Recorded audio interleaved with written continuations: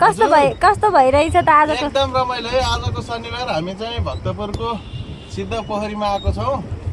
आज चाहिँ हामी यहाँ माछा हेर्न भनेर आएको। खासमा माछा चाहिँ खासै देखिएन एउटा पनि।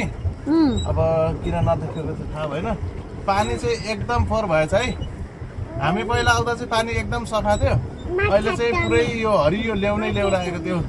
कस्तो सेफ्टी ट्याङ्की खोलेको जस्तो पानी छ क्या। यो चाहिँ अब यो भक्तपुरको महानगरले हेर्ने हो कि यो केले हेर्नुपर्ने हो। यसमा चाहिँ अलिकति संरक्षण गर्नुपर्ने देखिएको छ।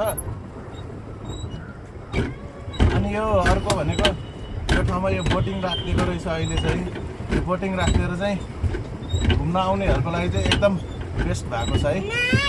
एकछिन अब इन्जोय गर्न पाउने। एकजनाको टिकट पनि 100 रुपियाँ रहेछ। हामी आफै चलाउन मिल्ने रहेछ। त्यो चाहिँ एकदम ठिक लाग्यो। अब